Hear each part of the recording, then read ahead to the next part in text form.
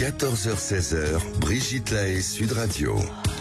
Bonjour à tous, nous sommes ensemble durant ces 2 heures sur Sud Radio. J'ai toujours pensé que la fidélité dans le couple avait ses vertus, mais je ne pense pas que ce soit l'avis de mon invité Arthur Vernon, qui aime nous rappeler que l'être humain, et plus particulièrement le mâle, est de nature infidèle. Justement, on voit en cette période de plus en plus de gens qui cherchent des solutions pour faire durer leur histoire d'amour sans pour autant rester dans une exclusivité sexuelle.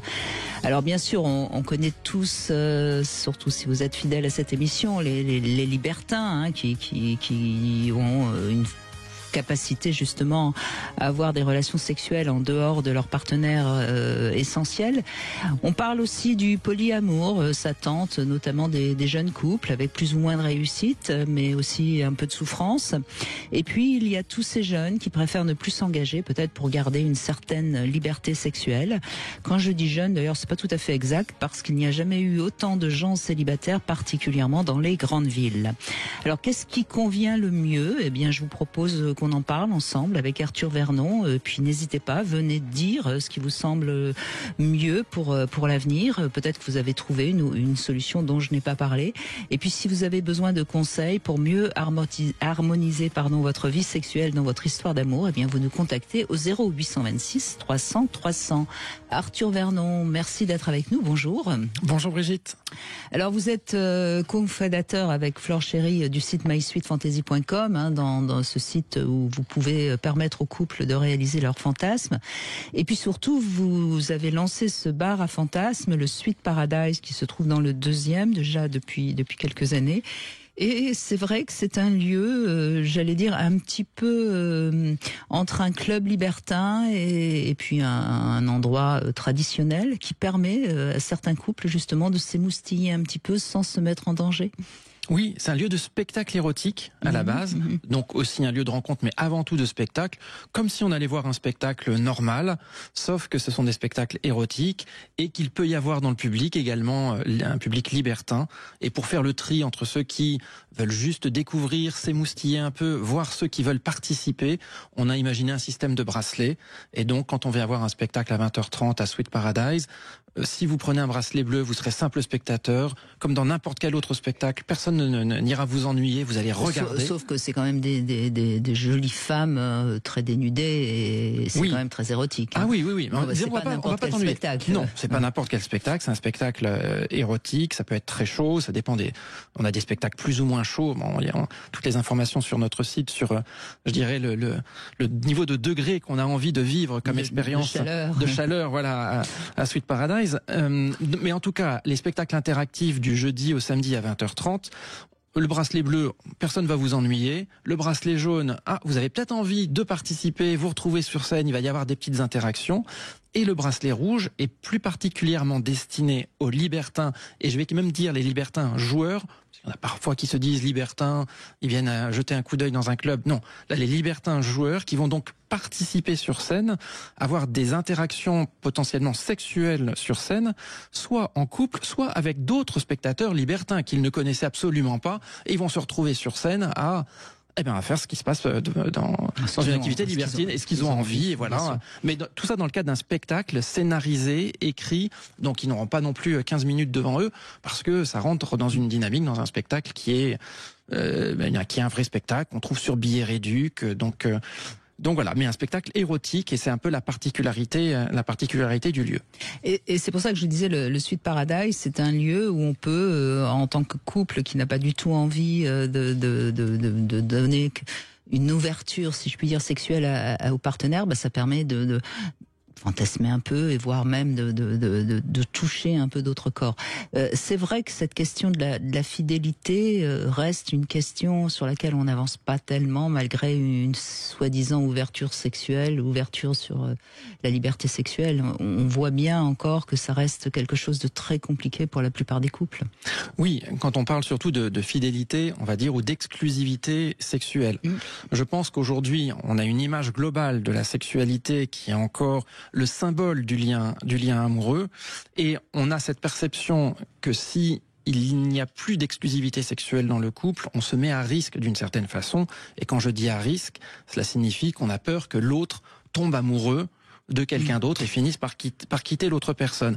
Je pense qu'il y a encore un mix aujourd'hui entre, si on est encore plus précis dans le vocabulaire, entre la passion amoureuse, qui pour le coup génère naturellement un sentiment d'exclusivité sexuelle. Quand on est dans un état de passion, on n'a absolument pas envie d'aller voir qui que ce soit, on a juste envie de voir tout le temps la même personne. Oui, mais là on est fidèle naturellement. Naturellement, voilà. Mais dans la vie d'un couple, généralement cette phase de passion, elle ne dure pas la durée d'une relation, elle dure quelques années, dans le meilleur des cas, quelques mois, quelques années, et parfois, à la fin de cette passion, on n'a pas envie de quitter l'autre parce qu'on s'entend très bien, parce qu'il y a encore de l'amour, je dirais même, l'amour vient vraiment à ce moment-là, il vient après la passion. Et donc, on n'a pas envie de quitter l'autre, puisqu'on s'entend bien, puisqu'on s'aime. Et c'est à ce moment-là que vient la question éventuellement de comment être bien d'un point de vue sexuel, puisqu'on n'a plus la passion qui nous tenait complètement. Alors que fait-on ?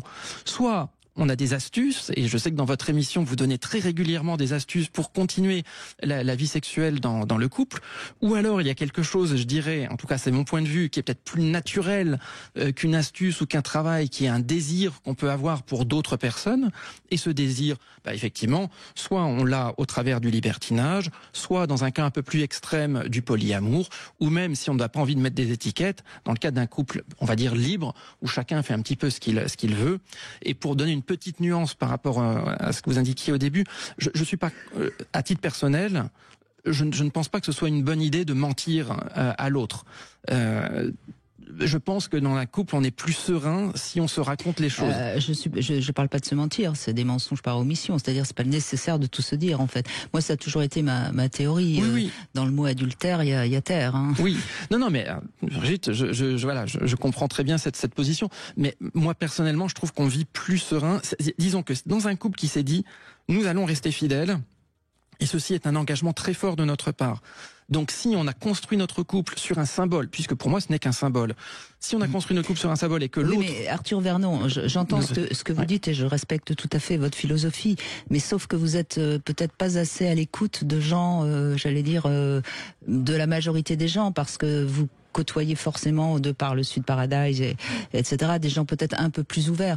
Moi qui entends, j'allais dire, monsieur, madame, tout le monde, je peux vous dire que la fidélité reste quand même quelque chose de fondamental, parce que quand on sait que l'autre a été voir ailleurs, ça crée énormément de souffrance, parce que peut-être parce que les gens ne sont pas assez une assez bonne confiance en eux, une assez bonne estime d'eux, peut-être parce que ils mettent la sexualité sur un piédestal, je ne sais pas. En tout cas, c'est quand même ce que j'entends tout le temps. Donc c'est pour ça que je pense que le mieux, c'est peut-être de se taire, parce que finalement dans un couple il y a très peu de relations extra-conjugales dans un couple où l'on court. Finalement ça arrive peut-être 3-4 fois, c'est pas grand chose finalement.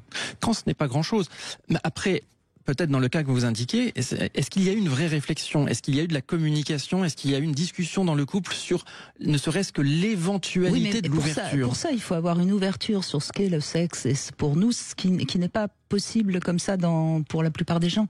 D'où peut-être l'intérêt de déjà y réfléchir soi-même, d'abord soi-même, avant éventuellement d'ouvrir le débat avec son partenaire, de s'interroger sur ses propres désirs, sur ce qu'on souhaite, éventuellement de lire. Il y a plein de livres sur le sujet. Sauf que vous oubliez que tout ce qui concerne la sexualité est très très très très inconsciente en fait.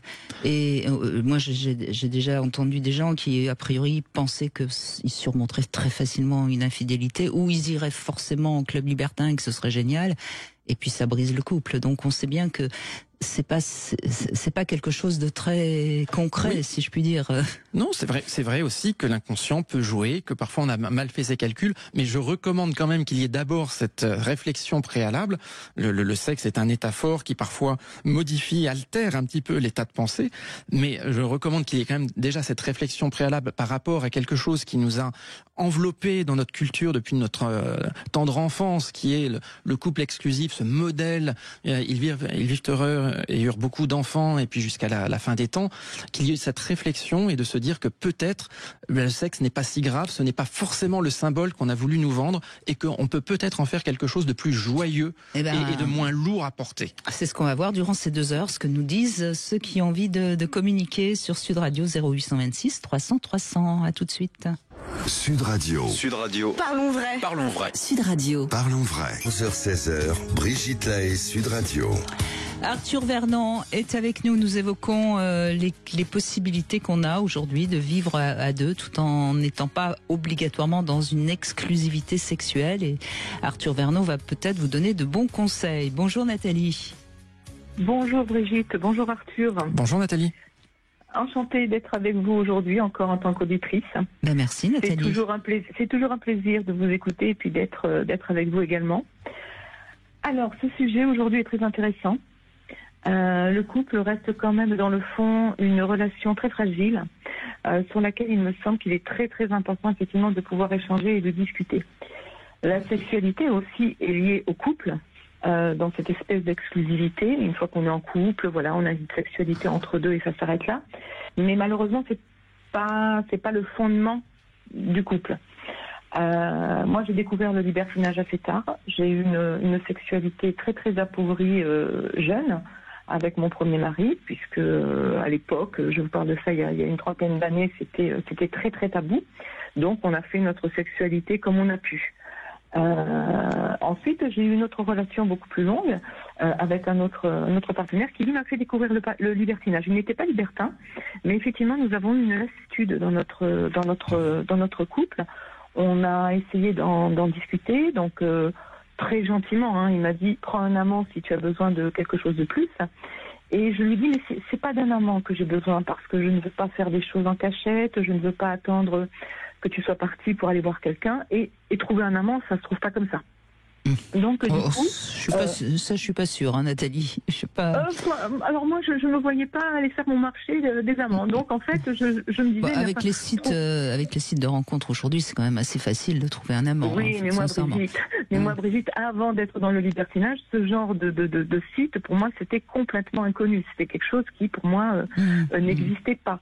Et puis, à la limite, même si ça existait, les sites de rencontres, j'étais avec quelqu'un, donc j'avais pas forcément, j'étais pas allée plus loin dans mon raisonnement. D'accord. Donc lui, par contre, a entendu. Il a entendu ma demande, et puis il a fait son petit chemin de son côté. Et un jour, il m'explique que voilà, il a trouvé un site libertin, il me le montre. Il était déjà en amont en train de discuter avec une personne qui lui a expliqué un petit peu comment fonctionnait le libertinage. Et donc, gentiment, voilà, c'est venu petit à petit. On a travaillé le libertinage. Qu'est-ce que c'est? Comment ça se pratique? Est-ce qu'on va en être capable? Qu'est-ce qu'on voyait à travers cela? Est-ce que ça allait nous mettre en danger ou pas? Enfin, on se posait 1000 questions. En tout cas, vous avez bien communiqué avant de vous lancer, oui. Visiblement. Ah, c'est très important. Il me semble que c'est très important. Et donc, quand on a pris la décision effectivement de se lancer, on ne savait pas du tout à quoi on allait s'attendre. Donc, on a découvert effectivement plein de choses, parce que le libertinage, il a ce côté magique. C'est que, il y a plein d'explorations à faire. Nous nous sommes mis en danger, effectivement aussi, puisque dans les débuts, on tâtonne un petit peu. Donc, il faut trouver nos limites personnelles, mais nos limites de couple aussi, puisque forcément, on n'a pas les mêmes attentes et les mêmes envies dans le libertinage. On le découvre très vite. Donc, le libertinage, moi, je l'ai toujours vécu effectivement comme un petit extra. C'est-à-dire que c'est quelque chose qui n'entame pas ma vie de couple. Quand je suis libertine, mais une fois que je ne le suis plus, je suis la femme d'eux. Par contre, mon partenaire, lui, n'était pas dans cette dimension-là. Lui, le polyamour, il est vite tombé dedans. Parce qu'effectivement, c'est cette facilité de pouvoir aussi avoir des partenaires, d'avoir une infinité avec des partenaires, de l'intimité. Ce qui veut dire qu'il a eu envie de revoir des femmes rencontrées en club libertin, mais tout seul de son côté, hein, c'est bien ça. Tout à fait, exactement. Il a voulu des maîtresses libertines. Alors, j'ai beaucoup réfléchi, parce que effectivement, on n'était pas sur la même longueur d'onde. Donc, je me suis dit, pourquoi moi me laisserait-il vivre mon libertinage comme je le souhaite, et moi que je l'empêcherais de faire comme il le souhaite. Donc voilà, ça a été aussi beaucoup de réflexion pour se dire, écoute, il n'y a aucun problème, tu peux rencontrer telle ou telle personne, tout seul, à l'hôtel, où tu veux, pas besoin. Qui fait que, à un moment donné, il s'est un petit peu perdu dans ces liaisons. Le plaisir de dire, je peux avoir plusieurs femmes, mais en oubliant qu'il en avait une officielle. Et ça ne vous convenait plus et vous avez mis fin à votre histoire, c'est ça? Alors, notre histoire, elle a pris fin forcément avec cet ingrédient en plus. Mais bon, il y avait d'autres forcément dysfonctionnements. Mais je l'ai toujours mis en garde. Je lui disais attention. Je lui dis je ne veux pas t'empêcher ou t'obliger d'arrêter une relation avec telle ou telle personne. Mais fais attention. Réfléchis bien à comment tu t'installes avec ces personnes, ce que tu leur donnes, ce qu'elles t'apportent. Parce qu'elle lui apportait forcément quelque chose. Alors après, je ne regrette pas de l'avoir laissé découvrir le polyamour, mais ce qui m'a permis beaucoup de pouvoir lui laisser l'opportunité de le faire, c'est que je pense que je ne l'aimais pas à la hauteur qu'il fallait. En tout cas, vous n'aviez pas... Vous l'aviez peut-être vécu ce que vous aviez à vivre avec lui. Je veux dire, c'est... Il y a ça aussi. Et puis je pense qu'on était tous les deux sur une relation qui durait déjà depuis un moment. On avait beaucoup d'affect, on avait beaucoup de respect l'un envers l'autre. Mais je pense que l'amour n'était plus là. Donc pour moi, ça a été très facile de le laisser vivre le polyamour. Après, je me suis rendu compte qu'effectivement, on me prenait, entre guillemets, ma place d'officiel hors libertinage. Et là, ça devenait un petit peu plus compliqué, puisque là, il était dans une relation avec une maîtresse. Et donc, moi, ça ne me convenait pas. Mais il n'a pas pu interrompre, parce qu'il n'était pas en mesure de pouvoir se dire oui, effectivement, je vais rester avec telle ou telle personne pour préserver notre couple. C'était un homme qui aurait pu rester avec moi tout le temps. Oui, alors ce serait lui, il faudrait l'avoir lui pour comprendre un petit peu ce qui s'est passé. Mais ce que je voudrais comprendre, Nathalie, c'est combien de temps vous êtes restés tous les deux donc dans l'exclusivité sexuelle avant on est restés, allez, je vais vous dire peut-être 9 ans. Oui. Et vous voyez, je crois que votre témoignage est vraiment intéressant parce qu'on sent que vous êtes libre, vous êtes une femme qui se respecte dans sa liberté, dans ses désirs, et en même temps, moi, ce que j'entends, c'est que quand on est dans une relation qui fonctionne très très bien, où il y a de l'amour, finalement, on n'a pas tellement besoin d'autre chose. Et puis, à un moment donné, on a envie un peu d'autre chose pour vibrer à nouveau, si je puis dire. Et c'est à ce moment-là que vous allez en club libertin. Et puis après, ce que vous racontez est intéressant aussi parce que finalement, même si vous étiez moins dans l'amour, malgré tout, l'idée que tout d'un coup il puisse aimer ailleurs, vous avez dit non, moi j'ai pas envie de ça non plus. Et vous vous êtes respecté également dans l'estime de soi, parce que moi ce que je n'aime pas dans le polyamour, et je mets toujours les gens en garde, c'est que ça blesse l'estime de soi. Ça blesse l'estime de soi de voir que l'autre puisse aimer quelqu'un d'autre, peut-être être plus proche de quelqu'un d'autre. C'est cela, c'est que surtout on a ce sentiment où on se sent tout d'un coup mis de côté. Après, cette personne devient envahissante parce que le téléphone il bip toujours, il est toujours sur le portable en train d'envoyer un message. Et je lui dis mais attends, là on n'est plus dans un espace libertin. Je dis là c'est notre intimité à nous. C'est un vrai tiers qui rentre. Oui. Ah oui. Et voilà. Et ça, c'était très intrusif. Et je disais, non, mais ça va pas. Alors, il avait beau me rassurer et me dire, mais ne t'inquiète pas, c'est toi la femme de ma vie, etc., etc. Bon, alors, je pouvais l'entendre, mais j'avais quelqu'un là qui faisait du forcing, et ça me dérangeait fortement. Et à un moment donné, voilà, il n'a pas été en mesure de prendre la distance nécessaire pour pouvoir que notre relation perdure, en fait. Et donc voilà, quand j'ai vu qu'à un moment donné je me battais contre des moulins à vent, j'ai dit bon écoute, plutôt que de se rendre malheureux et d'en arriver à se détester, je pense qu'il va falloir qu'on arrête la relation. Ce qu'il a compris très vite. Il a compris très vite qu'effectivement de mon côté il y avait eu quelque chose de cassé et que du coup ça allait être très compliqué. Et puis comme il était dans une espèce d'amour encore un peu fantasmé, voilà, qui fantasmait. Donc voilà, je quitte une femme pour une autre. Et puis bon, après, son aventure n'a pas duré comme il le souhaitait. Mais ça, après, ça, c'est le destin. Tant pis pour lui. Oui. Moi, j'entends dans votre témoignage, qui effectivement est très intéressant, j'entends qu'il y a eu une phase préparatoire, visiblement assez importante, quand vous êtes passé de l'exclusivité sexuelle au libertinage. C'est une phase qui a pris aussi plusieurs semaines, un petit peu plusieurs mois, sur la réflexion, la communication. Oui, je crois qu'on a perdu Nathalie, mais c'est pas grave, on va faire un petit titillé, ça fait voilà quelques semaines. Après, par la suite, on se dit bon, est-ce qu'on y va pas? Ça aussi, ça nous prend du temps parce qu'on ne sait pas trop comment on va se sentir. Donc, je pense que vraiment, à partir du moment où il m'a mis le clavier entre les mains et notre passage à une soirée dans un sauna, parce qu'on s'est dit on va aller au plus simple. Oh oui, je pense que ça nous a pris quelques mois. Hein. Et est-ce que cette période-là, elle n'a pas aussi été un petit peu excitante?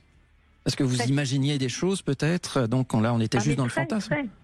Alors très, parce qu'on discute avec des gens qui nous valorisent, qui nous font des compliments, donc c'est très stimulant parce qu'on se dit, ah oui, en fait, on peut plaire.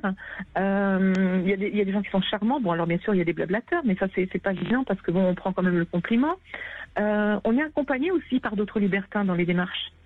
On a des gens qui nous ont pris sous leur coupette, qui nous disent voilà, il faudrait faire comme ci, c'est comme ça, il y a des codes. Donc on nous explique tout le système de libertinage. Le libertinage, c'est pas pousser une porte de sauna ou de club et de dire allez hop, je suis libertin. C'est pas se jeter dans la foule et commencer la partouze. Mais vous avez raison, Arthur Vernon, c'est intéressant ce petit temps qu'il faut et il faut tant qu'à faire en profiter puisque ça provoque aussi de l'excitation et ça fait fantasmer. Merci beaucoup Nathalie, en tout cas merci de ce joli témoignage. On va se retrouver dans un instant avec le Love Conseil, avantages et inconvénients de l'engagement.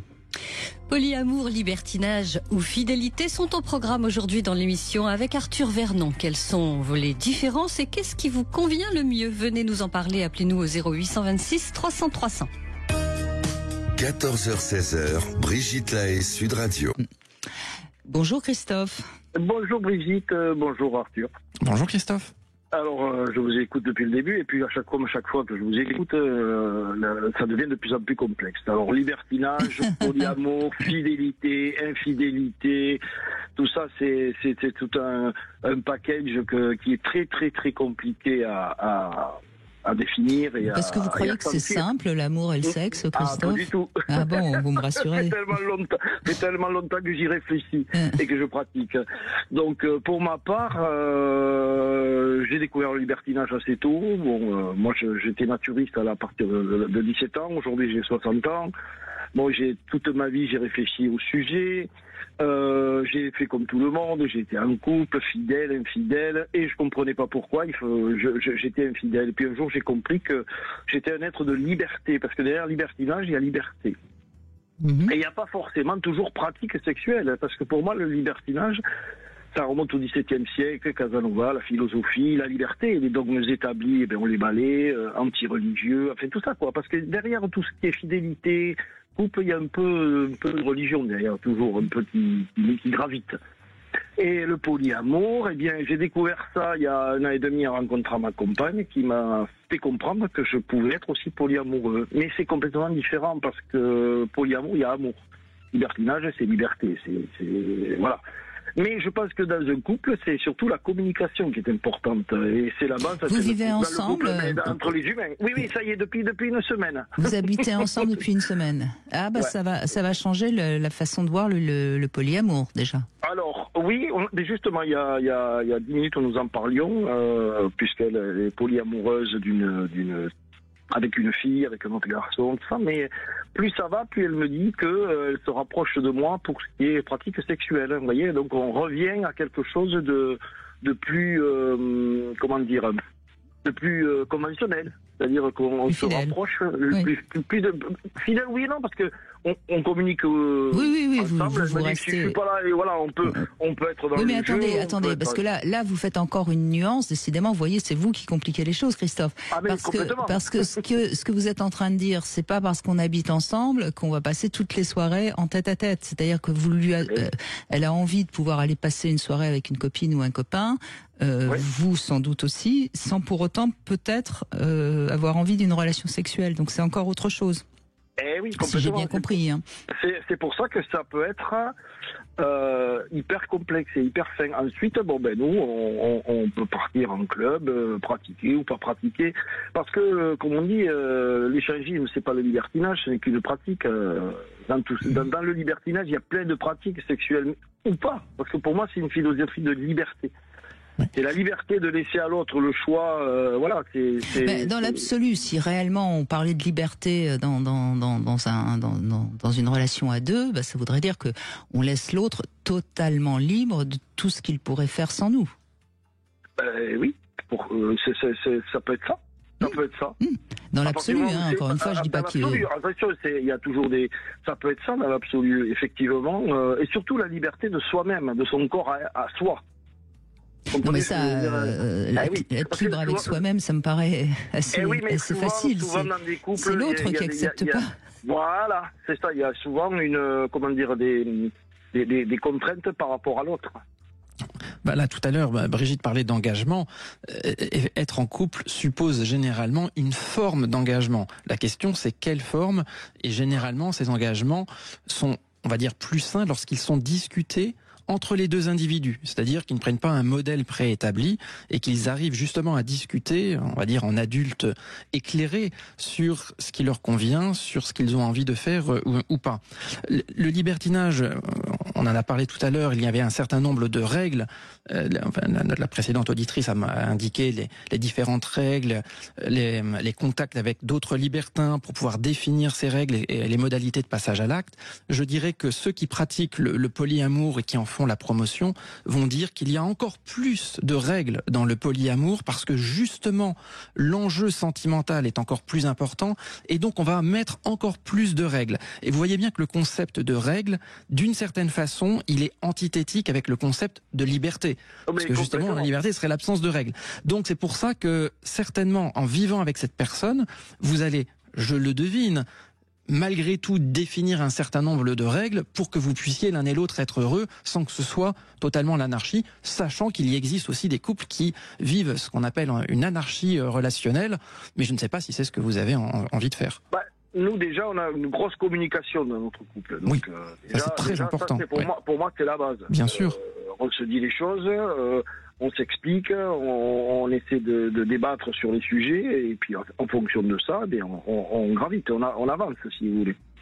Oui, bien sûr. Mais un des arguments, ce qui n'est pas forcément le mien d'ailleurs, mais un des arguments contre toutes ces possibilités de libertinage, polyamour, etc., c'est que on peut à ce moment-là être attiré par quelqu'un d'autre, tomber amoureux et quitter la personne principale. Alors c'est vrai que ça peut arriver. Je suis pas, encore une fois, c'est pas mon argument, mais c'est un argument qui est tout à fait entendable. Ça peut être, oui, de toute façon ça peut être un danger, mais c'est valable aussi pour un couple classique par rapport à l'adultère. C'est pareil, on peut très bien tomber amoureux. Sauf que quand même, Christophe, quand un couple se dit fidélité, s'il y a adultère, c'est généralement un petit peu accidentel, donc c'est pas si fréquent que ça. Tandis que quand on est polyamour, on a toutes les possibilités qui sont ouvertes et on n'a aucune raison de s'en priver. Oui, mais dans le polyamour, alors ça c'est par moi c'est ce que je vois, il peut y avoir aussi, on peut être polyamoureux, être dans l'amour et pas forcément pratiquer sexuellement non plus. Hein. C'est encore autre chose, hein. On peut très bien... oui, alors là c'est jouer sur les mots, parce que franchement... ça existe. Oui, enfin... C'est un cas de figure qui existe. Bien sûr, mais dans tous les cas, le principe c'est que ça crée une insécurité émotionnelle. Puisque le concept d'amour implique un sentiment très fort, on va dire supérieur à l'amitié, puisque tout le monde dans les couples classiques a des amis qu'ils vont pouvoir voir, avec qui il y a des liens affectifs. Quand on parle de polyamour, on parle d'un sentiment amoureux, donc quelque chose de très fort, et donc potentiellement qui met à risque par rapport au couple. D'où généralement une répartition du temps qui est faite par les polyamoureux, en indiquant lundi, mardi, je suis avec telle personne, mercredi, jeudi avec une autre, oui, dans lesquelles il y a vraiment des règles qui sont établies de façon à ce que chacun puisse trouver sa place. Tout à fait. C'est vrai que souvent ça fonctionne comme ça. Le lundi, le mardi, je suis avec Paul. Le mercredi, je suis avec Germaine. Effectivement, c'est ça. C'est vrai que souvent c'est comme ça que ça se passe. Mais c'est très complexe en fait. Et je pense que la base de tout, c'est la communication. Bien sûr. Entre les humains, je parle même. Bon, bien dans sûr. Le couple, c'est évident. Mais de toute façon, à tout niveau, même pour des couples fidèles, la communication est indispensable. Sinon, on part avec des idées qui sont pas forcément justes et ça crée évidemment des conflits. Merci Christophe, en tout cas. Voilà, j'espère que j'ai pas été trop confus dans ce que j'ai dit. Non, au contraire, vous avez apporté votre pierre à l'édifice et on continue à essayer d'avancer tous ensemble. On va donner la parole à Bruno dans un instant. Vous voulez parler à Brigitte Lahaye, 0826 300 300. Le grand sapin de Noël 2024. Cette semaine, écoutez Sud Radio et à tout instant, ouvrez vos cadeaux en direct. Au pied du sapin, des séjours à Port Aventura World ou encore au parc du Futuroscope. Des cartes cadeaux d'une valeur de 200 € chez Maison Scarlett et Le Vent à la Française. Des objets connectés offerts par la Confédération des buralistes. Des cartes cadeaux chez Etam et des tonnes d'autres surprises. Pour gagner, écoutez Sud Radio tous les jours et tentez de remporter votre cadeau qui vous attend au pied du grand sapin de Noël Sud Radio. Augmentez vos chances de gagner en vous abonnant aux réseaux sociaux de Sud Radio. Arrêtez de grignoter. Cam4.fr, le plus grand site de webcam live réservé aux adultes. 14h-16h, Brigitte Lahaie, Sud Radio. Arthur Vernon est avec nous et on se questionne justement sur la manière de faire continuer une histoire d'amour et peut-être s'ouvrir à d'autres possibilités sexuelles que dans le couple. Hein. C'est un peu ça le sujet aujourd'hui. Alors évidemment, hein, on pense tout de suite au libertinage ou au polyamour. Pour l'instant, j'ai pas eu d'autres méthodes qui me sont venues. Vous non plus, Arthur Vernon. Sauf ce qu'on appelle couple libre, c'est-à-dire. Ah oui, totalement libre, oui. Voilà, donc ce qui n'empêche pas de fixer vraiment quelques règles, mais qui sont vraiment des règles propres. Et généralement, le couple libre, c'est chacun fait un petit peu ce qu'il veut. Il n'y a pas forcément des sentiments, donc on n'est pas forcément dans un contexte polyamoureux. Ça fait partie des multitudes. Et en général, ils habitent ensemble ou pas, les couples libres? Ou pas, voilà, l'un ou l'autre, voilà. C'est une possibilité. C'est vrai qu'habiter ensemble, ça crée une promiscuité. Donc, mais ça se discute. Plutôt que effectivement d'avoir le modèle imposé, on doit vivre ensemble en exclusivité. On se pose des questions. Souhaite-t-on vivre ensemble? Souhaite-t-on être en exclusivité? Quelles sont nos limites? Et puis, mais la communication, les précédents auditeurs l'ont bien dit, il faut absolument en discuter parce que derrière, il y a des craintes, des angoisses légitimes souvent, et qu'il faut essayer évidemment d'apaiser. Bruno est avec nous. Bonjour Bruno. Bonjour Brigitte, bonjour Arthur Vernon. Bonjour Bruno. Alors je crois que vous avez été voir le Sweet Paradise, vous avez été au spectacle. Oui. Ça vous a plu, j'imagine, j'espère. Il y a 2 ans, et on en garde un très très bon souvenir avec mon épouse. Je tiens à souligner la qualité. Enfin, quelque part, c'est assez extraordinaire ce que vous avez réussi à faire, Monsieur Arthur Vernon. Franchement, chapeau. Les spectacles sont de talent, sont chouettes, oui. Et alors, juste une petite question très indiscrète. Vous aviez mis un bracelet de quelle couleur, Bruno? Alors, on avait été très prudent pour la première fois. Bleu, donc on avait pris la chose qui permet d'être simplement spectateur. On n'a pas pris le bracelet rouge. Et ce qui est étonnant, c'est qu'après, dans la discussion qu'on a eue plus tard avec mon épouse, c'est qu'on, bien sûr, on a envisagé d'y retourner. On a une vie familiale très remplie avec des enfants en bas âge, donc c'est assez compliqué. Et on s'est projeté, et elle a dit qu'elle, la prochaine fois, garderait le bracelet qui en ferait une spectatrice, mais elle serait assez intéressée de me voir avec un bracelet rouge. Ah oui, elle vous donnerait l'autorisation d'être éventuellement sur scène. Exactement. Et alors que bon, moi j'étais pas du tout parti là-dedans. J'aime bien faire des spectacles en général, mais si j'avais l'idée de retourner chez vous, c'était pas du tout dans cette optique-là.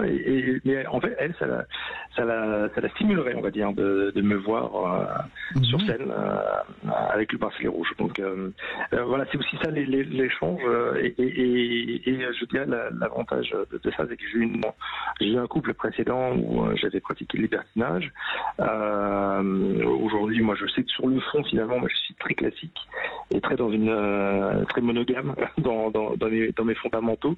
Par exemple, par rapport à des amis masculins que j'ai, avec qui on échange sur nos vies amoureuses, eux m'expliquent que souvent, au bout de 6 mois, même s'ils sont amoureux au départ, voire très amoureux encore, même mine de rien, ils ont besoin d'aller voir ailleurs parce que c'est un besoin. Moi, je ressens pas ça du tout. Donc, je veux dire que mon modèle de couple, il est assez standard et très classique, assez basé sur la famille finalement. Mais je dirais avec mon épouse, actuellement, on a envisagé le libertinage puisque je l'avais pratiqué, et on s'interdit pas d'y aller prochainement. Par contre, moi, je suis pas du tout dans une dynamique polyamoureuse, parce que l'avantage du libertinage, c'est que je reste avec ma conjointe, et surtout, il n'y a pas de dimension sentimentale. Je suis excessivement sentimental.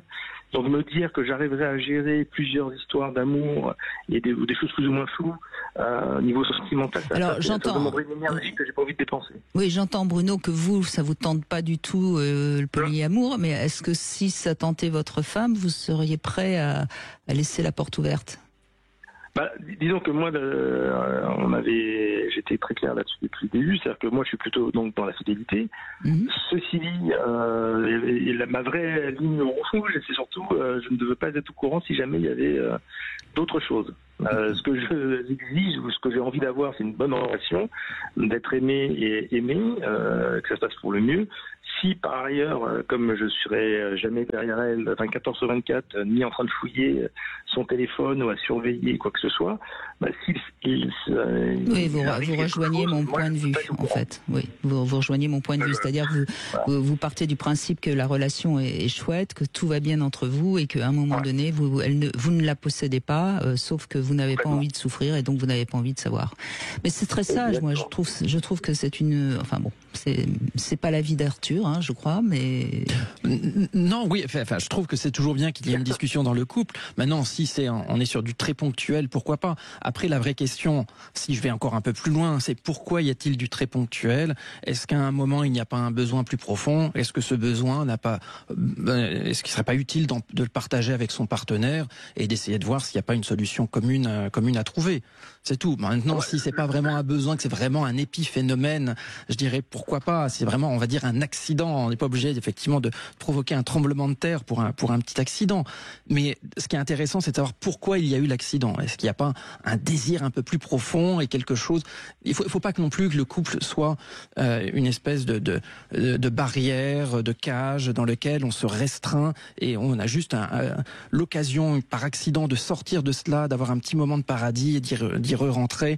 Ça peut être aussi quelque chose de formidable. Oui, mais c'est encore une fois une vision très personnelle que vous avez, Arthur Vernon, de ce qu'est le couple, parce que il me semble, Bruno, que dans votre cas, en tout cas, le couple apporte justement beaucoup à la fois de sécurité, d'amour, de tendresse, et donc c'est déjà très épanouissant. Donc en effet, le petit truc qui pourrait y avoir ailleurs, ce serait vraiment juste pour découvrir une autre part de soi qu'on ne peut pas découvrir avec celui avec qui on est, quoi. Voilà. Allez-y, Bruno, je vous en prie. Pour reprendre ce que vous dites, Arthur, si ma compagne en fait découvre, je pense que l'avantage c'est qu'on a un certain âge, donc on peut toujours découvrir, mais on se découvre moins qu'à 20 ans, car en effet pour son équilibre, elle a besoin de vivre des expériences et de manière plutôt chronique, et pas simplement ponctuelle ou à l'arracher comme ça. Elle pourrait très bien me le dire, je pourrais l'entendre, mais je pense que ma réponse serait la même. C'est-à-dire que moi, je voudrais surtout ne rien savoir. Oui. Non, mais très bien. Mais juste pour clarifier, moi je suis pas en train de dire que tous les couples doivent être libertins ou ne pas avoir d'exclusivité sexuelle. Je dis juste que pour certains couples, l'exclusivité sexuelle fonctionne très bien. Si elle fonctionne très bien, et c'est peut-être votre cas d'ailleurs, à vous à titre personnel, dans ces conditions, il y a absolument aucune raison d'en changer. Je suis juste en train de dire que c'est dommage que parfois des couples aillent mal parce qu'il y a un problème de désir sexuel et que plutôt qu'il y ait une rupture, il me semble intéressant de pouvoir en discuter et d'avoir une communication avec son partenaire pour voir s'il n'y a pas une solution autre que la rupture et faire en sorte que chacun soit épanoui dans son couple sans avoir ce critère de la sexualité. La plupart du temps, quand les couples vont mal, Arthur Vernon, c'est parce que l'un ou les deux vont mal et donc ils sont pas aptes à comprendre où ils en sont de l'amour, de la sexualité, de leurs blessures, donc de toute façon, vous voyez, vous partez sur des choses qui seraient très concrètes, alors que malheureusement, et je crois que Bruno a très très bien compris ça depuis sans doute, peut-être parce que vous avez vécu, Bruno, mais Bruno a très bien compris que de toute façon, le désir, l'amour, la sexualité, c'est des choses qui sont tellement complexes que de toute façon, on n'en a jamais fait le tour. Oui, mais après, on arrive à savoir, à ressentir. En tout cas, il faut réussir à s'écouter également dans le couple. Et si on va mal, il faut essayer de se faire dans la mesure du possible, un autodiagnostic ou de se faire aider ou assister pour essayer de comprendre qu'est-ce qui fait qu'on a une difficulté dans son couple. Et souvent, ça c'est un constat, mais vous savez Brigitte, ça fait déjà de nombreuses années que je travaille dessus, j'ai constaté qu'il y avait un problème autour de la sexualité et qu'il y avait une frustration très importante chez beaucoup de personnes au sein des couples liées à cette exclusivité sexuelle. Si c'était si simple d'aller voir ailleurs, j'ai pas dit que c'était simple. S'autoriser d'aller voir ailleurs pour que ça aille bien, ça se saurait, me semble-t-il. Bien sûr, j'ai pas dit que c'était simple. Non, en tout cas, oui, allez-y Bruno, je vous laisse le mot de la fin. Pour reprendre un exemple, j'ai un ami masculin qui lui n'est pas du tout dans mes besoins. Lui, il a en effet ce besoin de découverte régulière. Et je veux dire, dans son couple aujourd'hui, ils n'ont pas fait une expression de besoin sous l'intitulé polyamour ou de cette nature, mais dans les faits, il est avec une personne avec qui il vit une situation très stable depuis maintenant des années, et je dirais elle-même, depuis le début de la relation, au vu du caractère démonstratif de mon ami, savait très bien qu'il ne serait jamais quelqu'un de fidèle. Soit elle rentrait dans cette relation en imaginant pouvoir le changer, et je crois que c'est ça qui rend souvent très très malheureux, ou soit elle avait très bien compris avec qui elle avait affaire, elle était très heureuse de vivre avec lui, tout en sachant qu'il ne se changerait jamais et qu'il aurait toujours ponctuellement ce besoin d'aller voir ailleurs. Oui, mais si elle l'accepte et qu'elle le supporte, tout va bien. Hein. Encore une fois, chaque couple trouve la manière de fonctionner. Et quand ça va bien, il faut toucher à rien. Bien sûr. J'ai tendance à dire que quand ça va bien, touchons à rien. Merci Bruno, en tout cas de votre témoignage. Et puis, je crois que le Suite Paradise vous attend quand vous voulez, avec votre bracelet rouge. On a bien compris. On va faire une petite pause, le temps des infos. Et puis vous aussi, vous pouvez venir témoigner. Est-ce que vous avez besoin de conseils ou est-ce que vous avez juste envie de nous raconter quel modèle vous avez choisi pour votre couple? On vous attend au 0826 300 300. À tout de suite. Vous voulez laisser un message, proposer un sujet qui vous tient à cœur, ajouter un commentaire ou poser une question? Le répondeur de l'émission est là pour vous. Appelez-nous au 0826 300 300. 14h-16h, Brigitte Lahaie, Sud Radio. 14h-16h, Brigitte Lahaie, Sud Radio. Arthur Vernon est avec nous et vous êtes avec Flore Chéry, le cofondateur de ce lieu, le bar à fantasmes, le Suite Paradise. Ça se trouve donc à Paris, 12 rue Marie-Stuart. Vous êtes ouvert pendant les fêtes? Oui, tout à fait. On est ouvert donc du mardi au samedi de 15h à minuit. On sera fermé le 25 et le 1er. Quand même. Bon, donc, et je suppose que pour Noël et pour le 24 et le 31, vous faites une soirée particulièrement festive. Oui, le 24, oui. Donc il y aura un Noël assez libertin avec un spectacle explicite. Donc ça, c'est les spectacles les plus chauds qui ne sont pas participatifs, mais là, c'est vraiment des duos lesbiens non simulés sur scène. Donc ce sera un Noël très très hot, comme on dit. Et puis, par contre, il y en a une privatisation le 31 au soir. Donc il y aura juste un spectacle le 31, mais il faudra fêter le réveillon ailleurs. D'accord. Bon, en tout cas, si on a envie de s'inscrire, c'est encore possible pour Noël, si j'ai bien compris. Bien sûr. Voilà, le Suite Paradise à Paris. On continue avec Jean-Luc qui nous rejoint et qui a testé, je crois, aussi le libertinage. Jean-Luc, bonjour. Oui, bonjour Brigitte, bonjour Arthur. Bonjour Jean-Luc. Oui, j'écoute l'émission avec énormément d'intérêt cet après-midi. C'est vraiment... tout est dit en fait. Les premiers auditeurs ont explicité la démarche avec laquelle nous avions découvert le libertinage, à savoir beaucoup parler, beaucoup communiquer avant, travailler les fantasmes, comprendre tout où sont les risques, où étaient les avantages. Mmh. Et c'est vraiment très très plaisant de se dire qu'il y a quand même des gens qui fréquentent les milieux libertins pour, entre guillemets, de bonnes raisons. Par rapport à ce que vous disiez tout à l'heure, Brigitte, il y a effectivement souvent, à l'époque où on y est allé, on a rencontré des gens où malheureusement on voyait qu'ils n'étaient pas là pour des belles raisons libertines en fait, avec l'esprit libertin, la liberté, le respect, l'élégance, et ils étaient plus là pour régler des comptes, pour faire découvrir à l'autre qui voulait pas entendre, des choses un peu où la communication n'existait pas entre eux, et malheureusement, on voyait ces couples-là oui, disparaître. Ça va dans le mur, hein, de toute façon, si on... Ah bah oui, c'est vraiment... Et c'était pas tant rien qu'à discuter avec eux, parce que c'est des choses que les premiers intervenants n'ont pas trop dit, mais dans le monde libertin, en tout cas dans la façon dont nous, on le pratiquait, avant de se retrouver en mode tout nu, il y avait quand même un moment bien avant, quelques jours avant, où c'était un café, un apéro, un petit resto, pour voir si le feeling passait. Et effectivement, si le feeling passait, on convenait d'un autre rendez-vous un peu plus dénudé. Oui, alors ça c'est une façon de voir le libertinage. Il y a des gens qui vont dans le libertinage et qui n'ont pas cette précaution-là. Je dirais qu'ils sont plutôt à aimer avoir du sexe, et puis éventuellement s'il y a un bon feeling, ils vont prendre un café après. Vous voyez, donc ça dépend. Hein, les deux sont. Alors, j'entends ce que vous dites. Après, ceci étant, est-ce que on parle de libertinage quand on y va juste pour le sexe? Oui. Sinon, on parlerait de quoi Enfin, on peut mettre un... Je sais pas. Il y a peut-être... je sais pas. Pour moi, le libertinage, c'est vraiment un ensemble de choses où il y a l'élégance, la courtoisie. Il y a plein de choses. On peut être très élégant et se sauter dessus tout de suite, Jean-Luc. Ah oui, effectivement. Oui. Non, mais il y a différentes façons de pratiquer le libertinage. Moi, j'entends très bien celle que vous décrivez, et c'est très bien. Mais il y en a d'autres qui vont avoir, on va dire, une approche un petit peu plus, consumériste, c'est-à-dire vraiment avoir de la sexualité. Et d'une certaine façon, ils le font... Petit 1 pour le fun, et petit 2, d'une certaine façon, pour se protéger aussi. On se dit comme ça, on n'est pas trop en train de discuter. On va dans un club. Alors dans les clubs, pour les non-initiés, il y a deux parties. Il y a une partie bar, un peu comme des pistes de danse, de discothèque aussi. Donc, où ceux qui le souhaitent ont la possibilité d'initier un contact, d'avoir des discussions autour d'un verre avec d'autres personnes, généralement d'autres couples, quand ce sont des clubs réservés aux couples.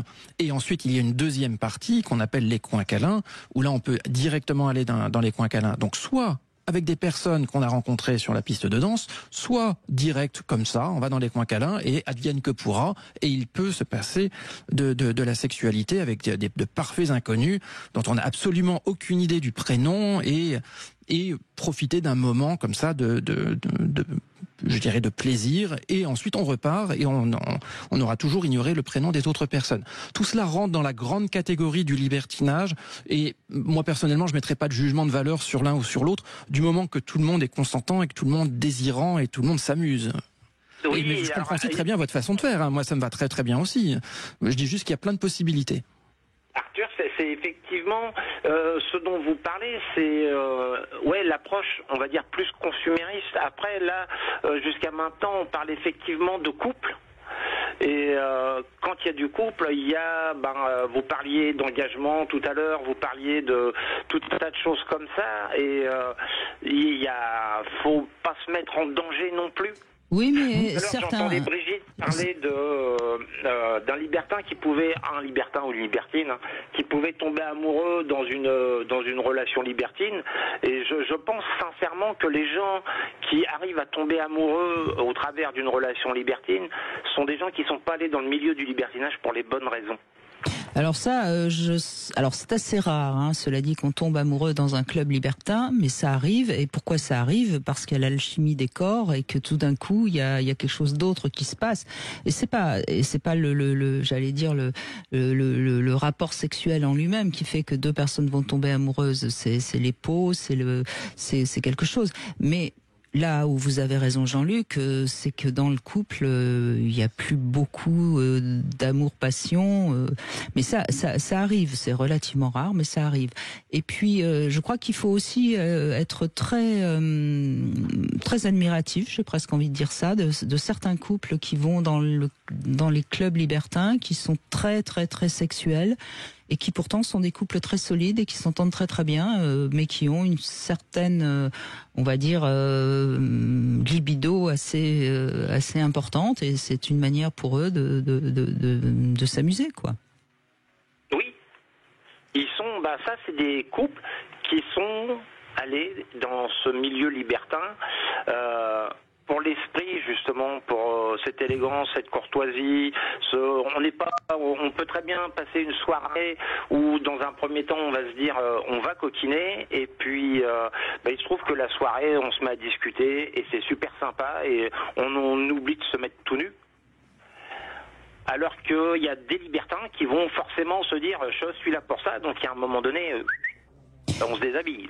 On va pas en club libertin parce qu'on est frustré sexuellement et qu'on se dit il faut absolument, oh là là, non, c'est pas ça la philosophie du club libertin. Vous avez raison, Jean-Luc. Oui, voilà, j'entends. Je le vois comme ça. Après, derrière, c'est comme vous disiez, avec, je crois que c'était Bruno, c'est tellement vaste, et je crois que c'est propre quasiment à chaque être humain. Et du coup, la sexualité, moi, pour avoir fréquenté, par un moment donné dans ma vie, j'ai été sportif de haut niveau, donc j'avais l'occasion d'être très régulièrement tout nu avec d'autres garçons, et quand on est en troisième mi-temps, tout le monde se la raconte, et effectivement, on se la raconte sans trop savoir ce qu'on est dans l'intimité. Le monde du libertinage permet justement de découvrir ce qu'est vraiment un homme dans son intimité, même si elle n'est que temporaire. Et du coup, on s'aperçoit que il y a beaucoup de gens. Déjà, en club libertin, souvent les hommes sont en érection, ce qui indique plus sérieusement la taille de leur pénis, alors que c'est vrai qu'au vestiaire, vous n'êtes pas au top de votre forme, donc c'est difficile de faire des comparaisons. Même si. Oui, pardon, allez-y, Jean-Luc, je vous laisse conclure. C'était aussi sur la façon de entre guillemets se la raconter sur comment on fait avec les nanas, qu'est-ce qui se passe, comment elles ont joui. On se fait des scénarios pas possibles, et en fait, quand on est dans le monde du libertinage, effectivement, on voit ce qui se passe pour du vrai, et il y a aussi beaucoup d'hommes qui viennent se la raconter.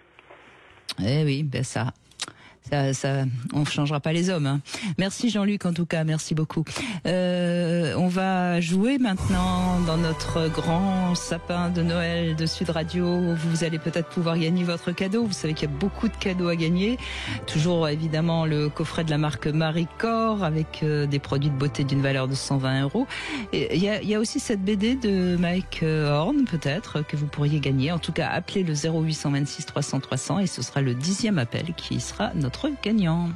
Sud Radio, votre attention est notre plus belle récompense. Ça donne 14h-16h, Brigitte Lahaie, Sud Radio.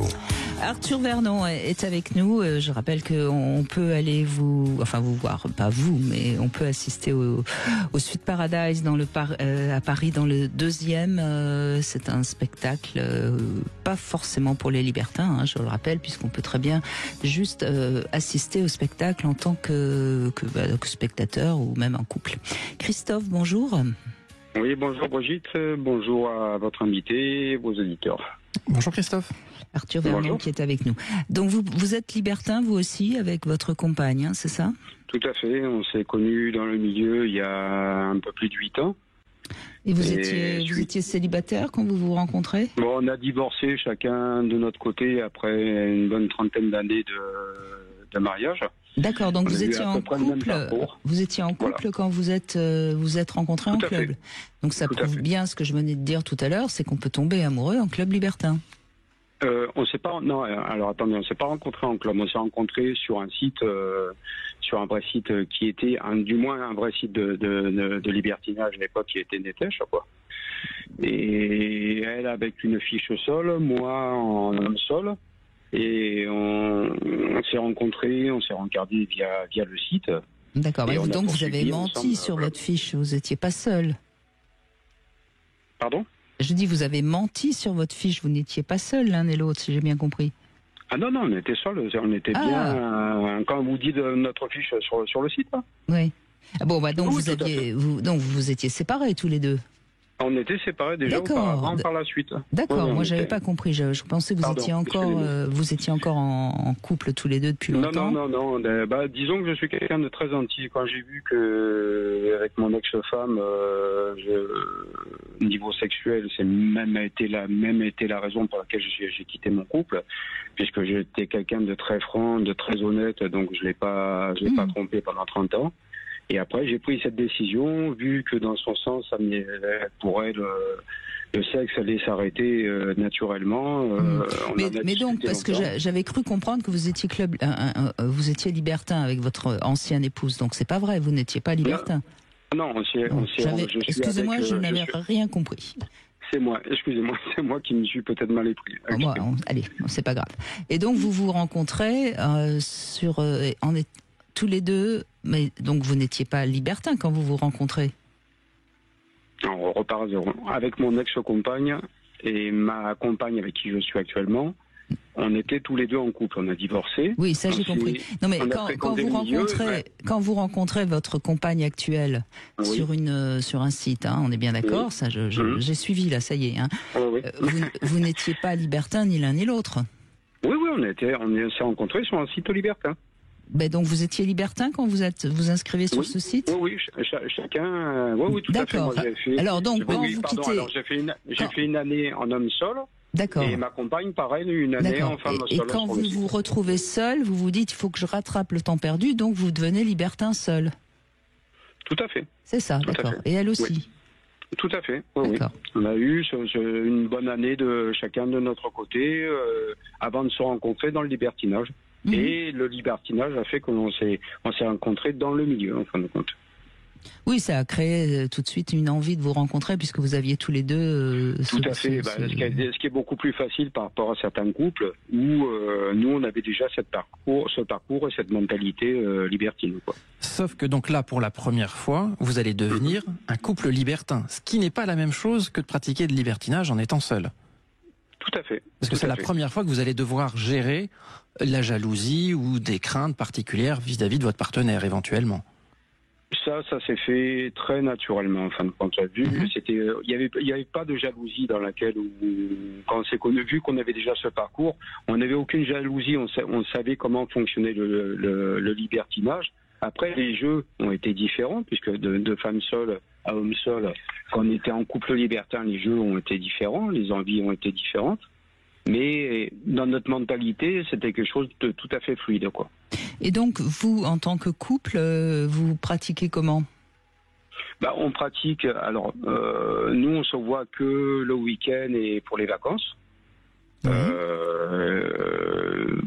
Avec les années, on va pas dire qu'on est amoureux, mais il y a un petit plus, voilà.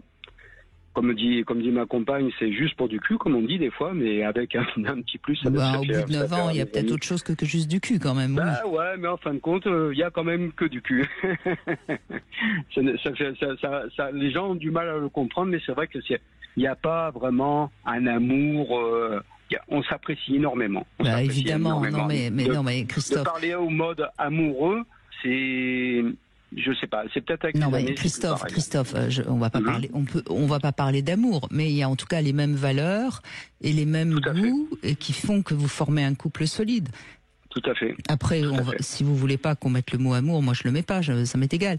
Mais peut-être pas le mot passion en fait. Vous n'avez pas une phase très passionnelle. Oui, aussi, on est passionnel, mais contrairement, c'est plus, c'est pas comme l'amour, comme un vrai couple, quoi. C'est pas. Les gens ont du mal à le comprendre des fois, mais après, oui, on a quand même énormément de complicité ensemble, quoi. Je veux dire, s'il lui arrivait quelque chose, vous seriez malheureux. Oui, tout à fait. Puis voilà, on se connaît lors du libertinage, on connaît nos familles, nos enfants, nos amis communs, voilà. On fonctionne comme un vrai couple. Quand vous parlez d'elle comme une femme qui tient une place importante dans votre vie. Oui, tout à fait. Mais c'est pas de l'amour, attention. Voilà, c'est ça. Je vous fais marcher, Christophe.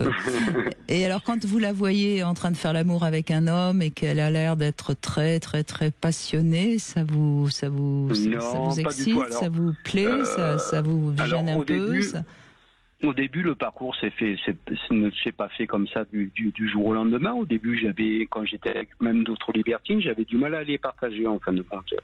Je voulais tout le temps qu'on soit ensemble, dans la même pièce, qu'on joue que nous avec un autre couple, par exemple. Mais avec les années, j'ai appris... Enfin, nos jeux ont évolué et j'aime la partager. Aujourd'hui, je peux la laisser seule. Alors, au début, il fallait qu'on soit l'un côté de l'autre. Aujourd'hui, on peut partir au terme pendant une soirée, partir chacun dans une chambre et se laisser aller. Elle est contente et moi, je suis contente d'avoir joué. Je prends du plaisir à l'avoir joué. Et vous vous racontez ce que vous avez fait l'un et l'autre ou pas du tout? Oui. Vous savez, c'est dans le libertinage, c'est ce qu'on appelle le petit catalogue d'images. Quand on rentre à la maison ou quand on débriefe après une soirée dans la voiture, on parle de tout ça. Et ça attise toujours des envies, des jeux. Voilà, c'est notre petit catalogue d'images qu'on a vécu ensemble en fin de compte, qui nous fait encore progresser derrière. Voilà, c'est que du bonheur. Donc ce qui fait que là ce que vous racontez, c'est qu'on n'est plus dans une forme assez particulière, mais communément répandue du libertinage qui s'appelle l'échangisme. Donc c'est juste des couples qui échangent de partenaires. Donc on est sur quelque chose de plus ouvert. Est-ce que par exemple, elle-même, elle peut pratiquer une forme de pluralité avec plusieurs hommes ou c'est ce qu'elle fait aujourd'hui. C'est ce qu'on partage aujourd'hui. Elle a glissé vers ces envies-là. J'ai suivi. J'y prends énormément de plaisir de la partager, ou dans des saunas, ou dans des soirées privées, ou dans des clubs, la partager avec d'autres hommes. D'accord. Et j'ai même essayé je lui ai même organisé des petits scénarios plutôt sympas dans cette optique. Très bien. Et donc, mais vous y assistez, vous regardez? Oui.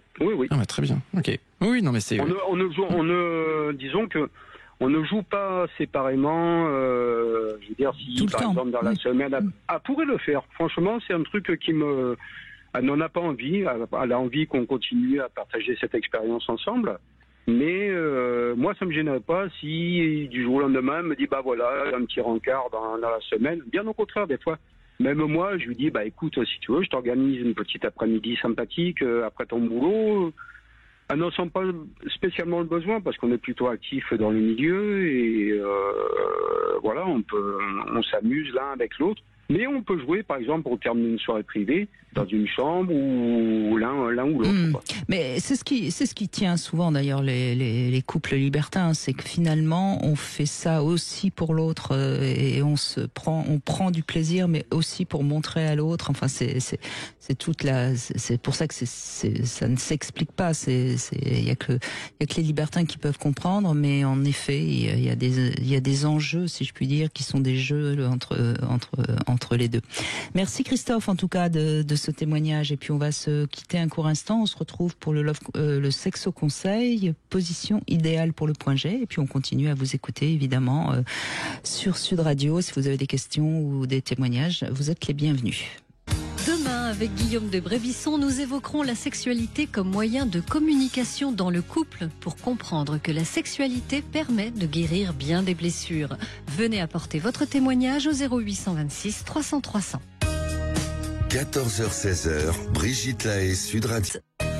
Brigitte Lahaie, Sud Radio, le sexe au conseil. Alors, on va parler des positions idéales pour le point G, Arthur Vernon, mais bon, je ne vais pas vous donner de solution miracle.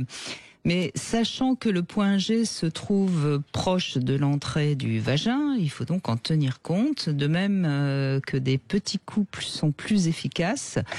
Donc en fait, c'est avec le bout de la verge qu'il faut exercer des petites pressions sur donc la face du vagin, donc parce qu'en fait, ce sont les racines du clitoris qui se situent à l'endroit de ce fameux point G. Et de préférence, il faut y aller un petit peu en biais, ça fonctionne mieux. Bon, alors la position idéale, ça va être évidemment la position de la femme de l'Amazone, hein, donc de la femme sur l'homme, qui va se pencher en arrière de manière à ce que le bassin soit basculé et que le gland donc soit en contact avec ce fameux point G. Alors, quand on dit ça, ça paraît pas simple. On est d'accord. On voit que c'est déjà une position un petit peu compliquée pour les couples. Alors, il y a quand même aussi la position du missionnaire, mais en équerre. Est-ce que je suis assez claire? Parce que expliquer des positions à la radio, c'est pas facile. Mais il vaut mieux que le bassin soit légèrement surélevé, d'où la nécessité peut-être de mettre un coussin, un assez gros coussin sous les fesses de madame. Alors bien sûr, aujourd'hui il existe des jouets intimes qui sont spécialement étudiés pour le point G, mais je trouve que ce qui marche quand même le mieux, et certains sourciers sont particulièrement doués, c'est les doigts. C'est les doigts qui dans un premier temps peuvent faire découvrir cette zone particulière, en sachant que parfois les stimulations peuvent être plutôt désagréables, avec même parfois une sensation d'uriner, puisque la vessie n'est pas loin non plus. Alors ce qui est intéressant dans tout ça, c'est pas de spécialement arriver à stimuler le point G, c'est juste que ça donne l'occasion d'essayer d'autres choses, de découvrir d'autres choses, et ça permet aussi de faire comprendre aux femmes que dans le vagin, il y a des endroits plus innervés que d'autres et plus sensibles, et que le vagin n'est pas mort, n'est pas silencieux, et que c'est toujours intéressant de le réveiller s'il est trop endormi. Voilà. Vous voulez ajouter quelque chose, Arthur? Non, je suis tout à fait d'accord, évidemment, avec ce que vous indiquez. Et je pense qu'il y a certaines femmes qui, par cette stimulation du point G, vont ressentir un orgasme, et d'autres simplement du plaisir. Donc voilà, il y a aussi plusieurs types de ressentis en fonction de son anatomie. Voilà, il n'y a pas de systématisme sur la stimulation du point G. Non, c'est pas le starter booster de la sexualité féminine, mais c'est toujours intéressant parce qu'il y a quand même quelque chose qui s'y passe, évidemment. Greg, bonjour. Oui, bonjour à vous. Bonjour à Arthur. Bonjour Greg. Bonjour à vous. Bonjour à vous deux. Alors moi, ma petite histoire, c'est que je suis en couple avec ma femme depuis 16 ans. Ouais, c'est ça va faire 16 ans. Mmh. Couple très amoureux depuis 16 ans. Le seul hic, on s'embrouille jamais entre nous. Les seules petites embrouilles qu'on a eues en 16 ans, c'est niveau sexuel. J'ai souvent, enfin pas souvent, mais j'ai de temps en temps ressenti des frustrations, puisqu'on n'avait pas la même libido. Oui. Et puis il y a 1 an ou 2, j'ai commencé, au fur et à mesure des années, on n'a plus les mêmes envies, et j'ai commencé à avoir des envies de voir ma femme avec d'autres hommes, tout ça. Donc j'ai plus ou moins abordé le sujet un soir, et c'est mal passé. On en a reparlé. Peut-être qu'elle n'a pas vraiment compris ce que. Oui, alors peut-être que je m'exprimais mal aussi. Non, ça je me permettrai pas, mais c'est compliqué parce que j'en profite pour mettre en garde les couples qui nous écoutent. Quand on a peut-être envie comme ça d'essayer le libertinage sans trop savoir ce que l'autre pourrait penser, il faut être très très très prudent, parce que très souvent ce qu'entend l'autre c'est je te suffis plus, tu veux aller voir ailleurs. Ça a été ces mots exacts. Voilà. Tu m'aimes plus, t'as besoin de quelqu'un d'autre, oui. Je sers à rien, je suis nul. Et je lui dis pas du tout, non, c'est pas ça, c'est que voilà, au bout de 15 ans, j'ai envie qu'on pimente un peu, qu'on casse un petit peu la routine, quoi. Donc voilà, on en a reparlé de temps en temps et ça passait pas, elle comprenait pas. Enfin, elle me disait que moi je suffisais, qu'elle avait pas besoin du tout de découvrir d'autres hommes, quoi. Donc ça a duré 1 an ou 2 ans, voilà. Et puis cet été, et je sais pas, il s'est passé un truc, il y a eu un lâcher prise. On est parti au Cap d'Agde. Alors ça fait 15 ans qu'on va là-bas, on a un petit appartement là-bas, mais je précise en dehors du camp naturiste. Voilà. D'accord. Voilà, chaque fois que j'y vais au Cap, chaque fois que j'ai mes amis on va au Cap d'Agde, tout le monde croit qu'on va là-bas. Oui, non. Ça fait 15 ans qu'on va là-bas, on a été une fois ou deux au camp, mais voilà, je prends aller au restaurant. Là, cette année, on s'est dit, tiens, on va passer le cap, on va aller au camp, tout ça. On s'est inscrit en même temps sur l'application très connue des Libertins. Et puis, on a fait quelques rencontres en soirée, tout ça. Et ma femme a été très surprise du succès qu'elle avait auprès des femmes et des hommes qui, oui, parce que moi je la trouve magnifique, mais elle dit que c'est mon regard à moi en tant qu'amoureux, donc voilà. Mais c'est vrai qu'elle a eu un succès tellement fou qu'elle comprenait pas, quoi. Et je pense que ça l'a mise en confiance, tout ça. Et puis, ça a stimulé un peu sa libido aussi, quoi qu'on en dise. Oui. On a eu une libido au mois d'août doute comme comme jamais on a eu, je crois. Et donc du coup, bah oui, on a fini par passer le cap et elle s'est laissée prendre au jeu et puis bah oui, on est devenu, ça a créé entre nous une complicité encore plus forte qu'on avait avant, une flamme encore plus forte. Et puis bah je vois qu'elle est et puis moi je prends beaucoup de plaisir dans son plaisir. C'est ça qu'elle avait du mal à comprendre parce que elle comprenait pas le principe du candolisme. Moi j'avais cette envie-là, mais elle n'arrivait pas à comprendre.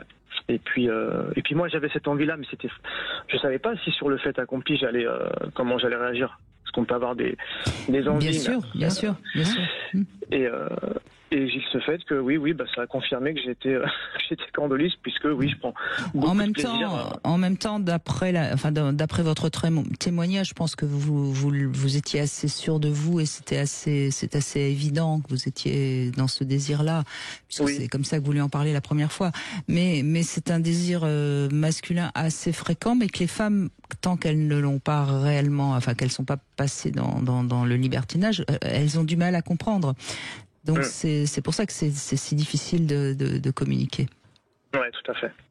Oui, c'est effectivement un désir masculin de plus en plus fréquent, en tout cas qui s'assume de plus en plus, mais qui est encore extrêmement peu représenté, je dirais, d'un point de vue culturel ou social. Donc c'est vrai que pour votre femme, c'est toujours un petit choc parce que on n'en entend quasiment jamais, on n'en entend pas parler. La plupart des femmes, quand on parle de libertinage, on se dit effectivement, je ne lui suffis pas, il a besoin d'une autre. Et là, c'est pas du tout votre discours, donc forcément, il y a un côté perturbant. Non. Alors, on en a parlé aussi. Moi, j'ai dit, je serais pas contre aussi. Essayer une autre femme, mais c'est pas ma priorité. Et on en a parlé aussi à une soirée. On a fait une soirée privée avec dans une grosse villa où il y avait plusieurs personnes. Elle m'a dit, peut-être que je serais capable, peut-être, de te laisser faire quelque chose avec une dame si je suis là, et si elle est moins belle que moi, quand même. Oui, mais c'est intéressant. Voilà, vous voyez, chaque personne a ses propres craintes. C'est très intéressant. Comme vous avez la plus belle femme du monde, vous êtes coincé, Greg. Voilà. Vous ne pourrez pas. Et quand je dis ça, je le dis, ce n'est pas par hasard que je dis ça, parce que souvent dans le candolisme, pour l'homme, il a le sentiment d'avoir la plus belle femme du monde. C'est exactement ce que je ressens. Exactement, et l'offrir aux autres et la récupérer, eh bien c'est ça qui les excite, les candolistes. Exactement, c'est tout à fait ça. C'est pour ça que pour l'instant, des fois je regarde des profils de couple et tout, parce qu'elle me dit j'aimerais bien qu'on se fasse une petite soirée avec un couple, mais pour l'instant je ne trouve pas de couple avec une femme qui m'attire plus que ma femme. C'est ça qui est. Non, mais écoutez, elle est heureuse comme ça, vous aussi, pour l'instant ne bougez rien. Oui, c'est vrai qu'elle me fait même un peu peur parce que ça va du coup très vite. On a même cassé un peu les codes qu'on s'était donnés, c'est-à-dire qu'on s'était dit on se dit tout, tout est transparent et on fait jamais l'un sans l'autre. Il se trouve qu'en rentrant en septembre, on a discuté avec un garçon dans un bar avec qui on a pris contact, et puis c'est vrai que ça a bien matché entre nous trois, et il se trouve que tous les deux, j'ai cru comprendre qu'il serait plus à l'aise si j'étais pas là. Elle m'a dit je me lâcherais plus si t'es pas là, et lui il m'a dit je serais différent si t'es pas là non plus. Voilà. Donc j'ai laissé faire les choses, et puis oui, ça m'a stressé un petit peu, mais bon, elle me raconte tout, et puis j'ai droit à des petites vidéos le soir quand elle rentre. Voilà. Donc vous avez un peu de souffrance, un petit peu de peur, et puis après une super excitation, et puis voilà. Bon, écoutez, de toute façon vous communiquez bien ensemble, donc a priori. Mais c'est aussi la peur qui provoque l'excitation, et donc c'est pour ça que. Oui, il y a plein de sentiments. Même elle a un peu la peur quand elle va voir. Quand elle est partie voir son potentiel amant ce premier soir, elle était stressée, elle était excitée. Le conseil de prudence qu'on peut quand même vous donner, c'est pas qu'elle y aille plusieurs fois avec le même, quoi. C'est juste ça qui peut être là où il faut peut-être. Oui, c'est ça, tout à fait. Respecter quelques règles, parce que malheureusement, on joue un peu avec le feu, évidemment. C'est vrai que ça reste quelque chose de dangereux. C'est vrai que. Mais c'est ce qui est dangereux qui est excitant, c'est bien connu. Tout à fait. Merci beaucoup de ce témoignage, Greg. Merci beaucoup. On va peut-être avoir notre gagnant maintenant. Bonjour Jean-Christophe. Mais bonjour Brigitte. Merci d'être avec nous. Alors vous avez gagné une soirée au club libertin de. Non, je plaisante. Non, mais vous pouvez. C'est intéressant aussi. Non, je plaisante. Vous avez gagné le cadeau qui se trouve au pied de notre sapin de Noël Sud Radio. Et alors, qu'est-ce que vous avez gagné ? Vous avez gagné la carte cadeau d'un montant de 200 € donc chez Maison Scarlett, la marque française numéro 1 de boîtes à bijoux et boîtes à montres jolies qui sont donc super. Voilà, vous en aurez des grandes, des petites en léopard, enfin bref, il y a toutes sortes de montres. Et ceux que ça intéresse, vous pouvez aller sur le site maison-scarlett.fr, mais vous c'est offert évidemment.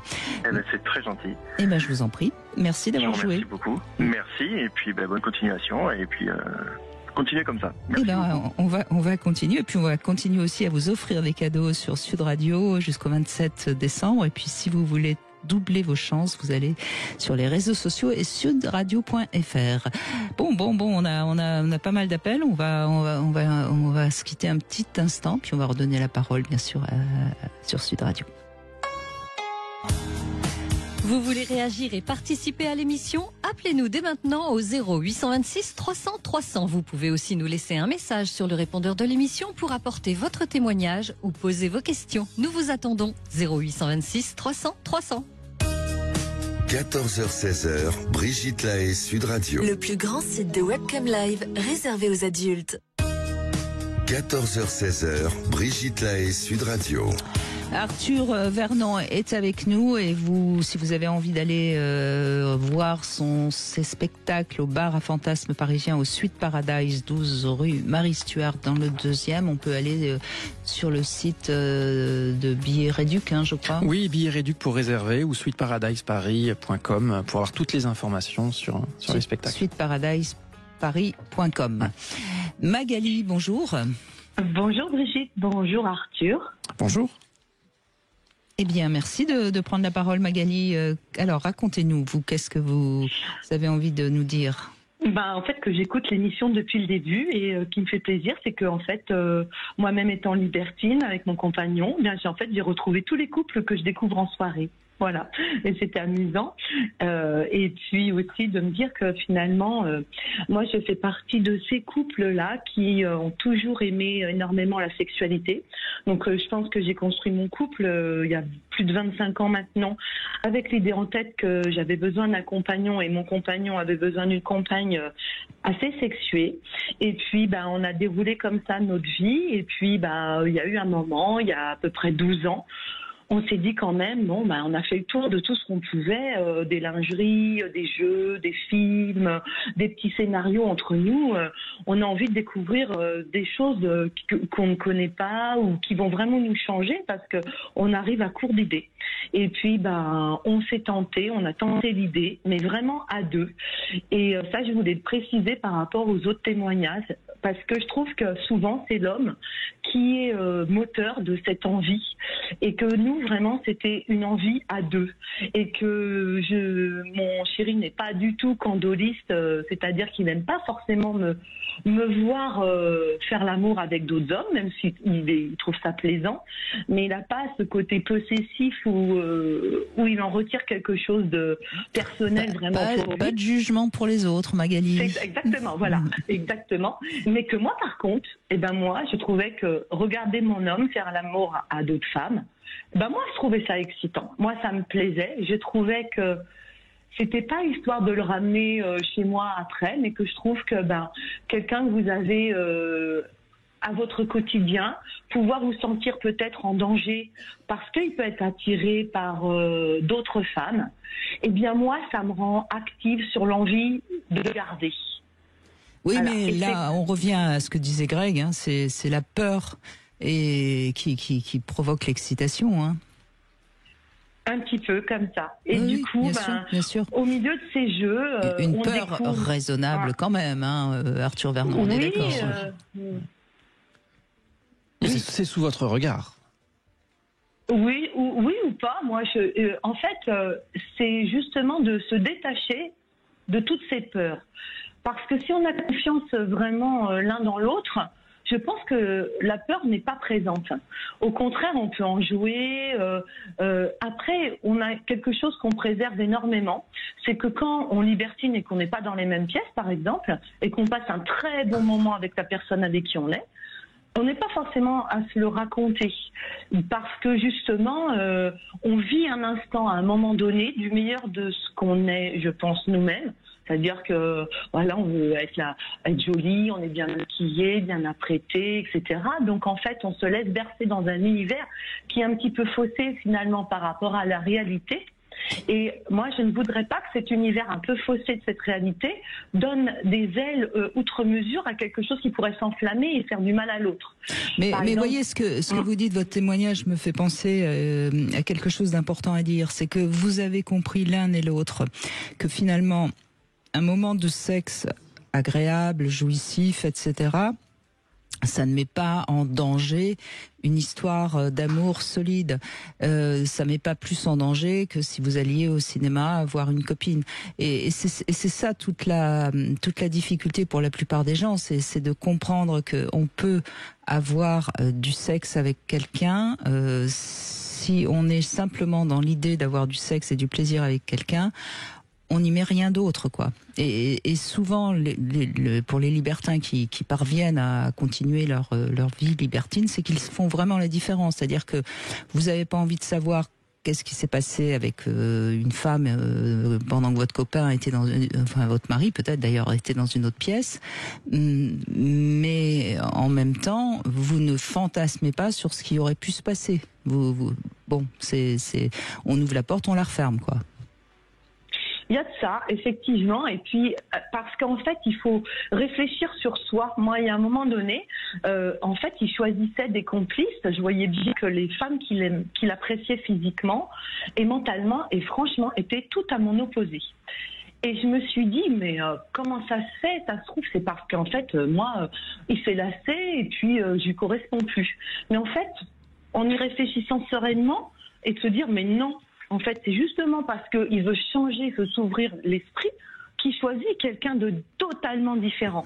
Et ça, c'est pas facile à intégrer parce que ça vous remet en cause dans votre intérieur ou ça vous remet en cause dans la manière dont vous avez d'imaginer l'échange. Oui, mais vous avez dit le mot, c'est-à-dire que vous avez imaginé, alors que si ça se trouve, c'est pas du tout pour ça. C'est peut-être parce que, moi, j'en sais rien d'ailleurs, et je vais pas me mettre à vous donner des pistes qui seraient pas les bonnes. Vous lui avez posé la question pourquoi il choisissait toujours des femmes qui vous ressemblent pas du tout? Oui, je lui ai posé la question. Il m'a dit, justement, il y a toi et puis les autres je les connais pas. Donc en fait, c'est ça qu'il a envie de découvrir. Pas des choses qui lui ressembleraient et qu'il connaîtrait, mais des choses nouvelles qu'il connaît pas. Oui, il y a de la découverte, de l'aventure dans le libertinage. Donc on peut effectivement explorer, parce que c'est un terme aujourd'hui qu'on utilise beaucoup, explorer de la nouveauté dans ce type de pratique. Et c'est certainement ce qu'il a voulu faire. Oui, c'est ça. Et moi, c'est pareil. Finalement, je choisis peu les garçons qui lui ressemblent puisque je l'ai. Donc en fait, c'est vrai que je vais plutôt choisir des gens qui ont un physique différent, un regard, même une manière de faire l'amour différente, des fois plus piquante, des fois plus douce, parce que finalement, c'est ça qui va agrémenter ce que nous avons déjà. Et pas aller chercher des choses que je voudrais trouver en lui. Oui. Parce que, par en exemple, même temps, si c'était en fonction du physique, on sait comment les gens font l'amour, ça se saurait, Magali. Hein. Ah oui. C'est pour ça qu'en fait, c'est pour ça qu'on aime tant ce monde, parce que finalement... On a des surprises. Hein. Exactement. Et c'est finalement, on se dit oui, enfin moi en tout cas personnellement, on pourrait dire oui, tu pourrais faire l'amour avec des petits jeunes, etc., qui sont physiques, qui sont beaux comme tout visuellement, et au final, vous vous ennuyez parce que finalement, quelqu'un de plus âgé, avec beaucoup plus de maturité sexuelle, vous fait voyager davantage. Hein. C'est ça la magie de la découverte aussi, de toujours être surprise et de ne s'attendre à rien, et de n'attendre rien de merveilleux, mais toujours d'avoir l'envie de découvrir à l'instant T avec qui on est.